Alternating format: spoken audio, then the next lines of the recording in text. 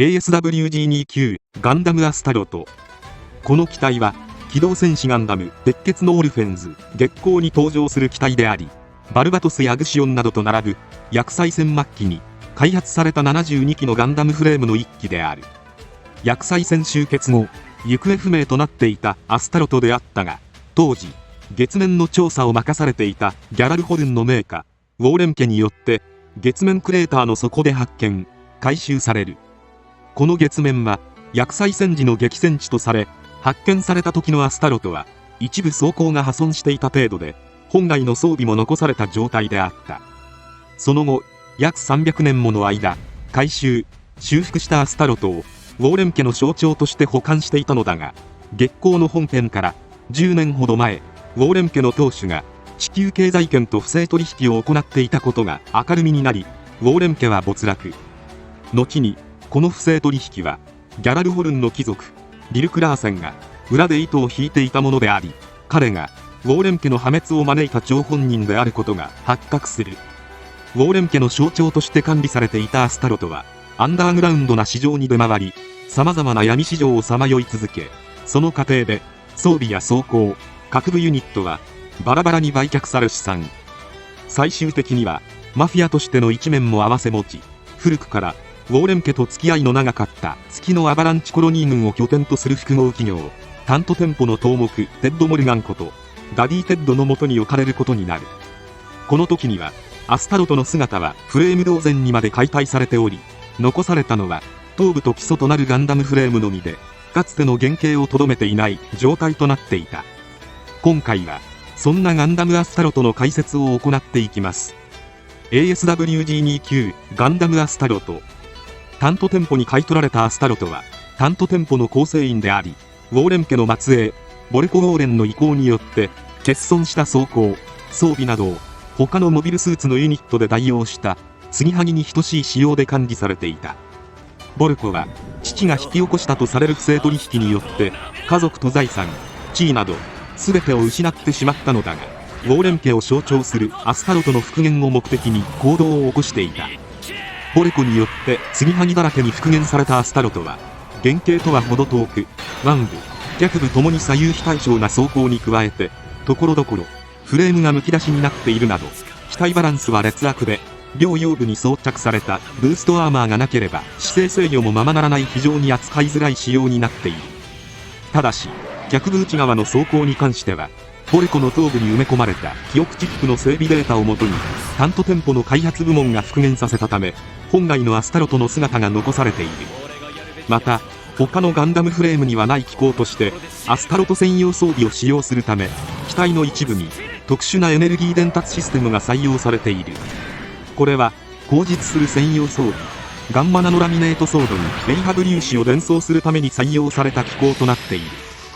ダディ・テッドの蒸気として運用されていた本機は彼の右腕が義手となっていたことから、義手と操縦系をつなぐ神経接続システムがコックピット内に採用されており、荒屋式システムに比べたら反応速度は鈍いものの高い操作性を得ることができる。後にパイロットはダディ・テッドを暗殺するためにアバランチコロニーを訪れていた傭兵アルジ・ミラージが務めることになる。ダディ・テッドと同じく彼の右手はシャトル事故の影響で機械式の義手になっており、暗殺目標であったテッドに逆に命を救われたことでその恩に報いるためアスタロトのパイロットとなる。なお機体名であるアスタロトとはバルバトスなどのガンダムフレームと同じくソロモン72柱に名を連ねる29番目の悪魔大公爵アスタロトが由来となっている。アスタロトのメインウェポンとなる2つ折り式の大型実体剣デモリッションナイフは伸縮機構を備え、振り下ろすとともに刀身を伸長させることで敵の予想を超える間合いから斬撃を繰り出すことが可能となっている。さらに機体全長に迫るほどの長大な刀身を生かして叩きつける、殴りつける、シールドとして活用するなど様々な使用方法がある。しかし刀身に可動部が備わっているため強度はあまり高くなく、強烈な攻撃を受けた場合分解してしまうという欠点も併せ持っている。左腕部にはテイワズの象徴である100連の腰部装甲を転用したガントレットワンブサブナックルが装備され、主にデモリッションナイフを使用する際の補助武装として活用される。この他にもブーストアーマーに内蔵された仕込みナイフやアスタロト専用にチューンされたライフル、超方針の 210mm 対物ライフル、使い捨てのロケット弾パンツァーファウストを装備している。 ASWG2 級ガンダムアスタロトリナシメント。パイロットとしては未熟な主に合わせた重装甲重武装化が施されたアスタロトの新たな形態。タント店舗の内部構想にて内紛の首謀者であったロザーリオ・レオーネが乗るガンダムウバルを撃破した末に、アスタロトは本来の装甲を 82% まで取り戻すことに成功。しかしその直後、ロザーリオの部下ナナオナロリナにアスタロトは奪われ、再びアングラな闇市場に売り払われてしまう。それから約半年後、タント店舗輸送部門の責任者ジャンマルコ・サレルノがアスタロトを木星圏で発見し買い戻したものの、大半の装備は失われてしまっていた。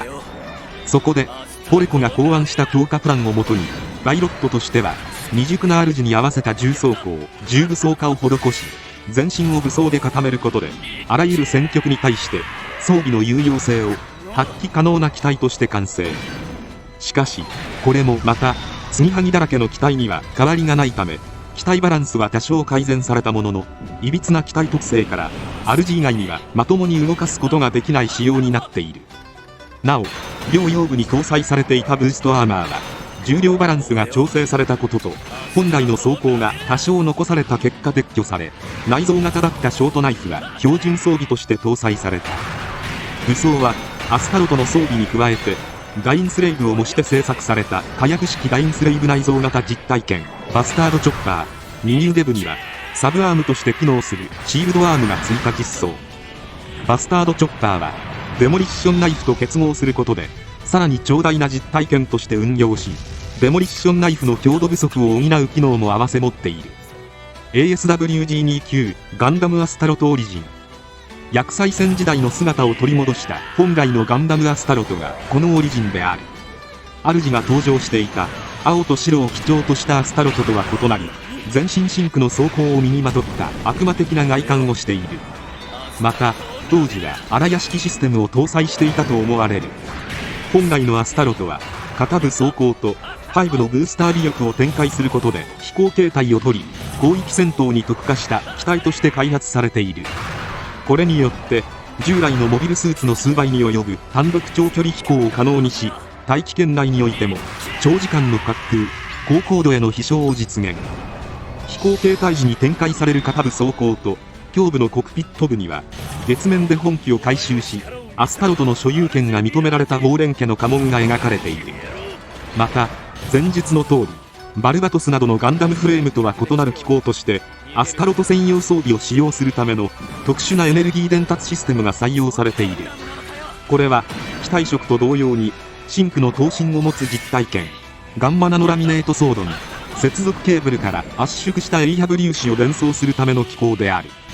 エイハブ粒子を伝送された頭身はガンマナノラミネート反応を引き起こし、敵機の装甲に斬撃を繰り出した瞬間、ナノラミネート装甲を破壊する力場が発生。これによって理論上あらゆる物質を両断する極めて強力な武装として完成している。しかしガンダムフレームが開発された当時でもエイハブ粒子を圧縮する技術は確立しておらず、安定した斬撃力を発揮することは数えるほどだったと言われ、現在では失われた技術として日の目を見ることはない機能となっている。この他にもガンマナノラミネートソードの鞘の役割も担う近接打撃武装スレッジハンマー、広域戦闘の特性を生かし中距離でその威力を発揮するアスタロトのメイン射撃武装ショットガンを装備していた。以上ガンダムアスタロトの解説を終わります。最後まで動画をご視聴いただきありがとうございました。チャンネル登録高評価よろしくお願いします。ぶ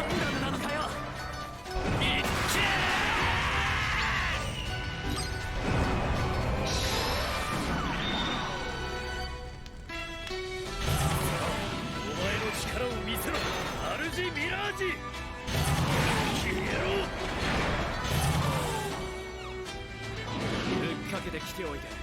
逃げることはなし。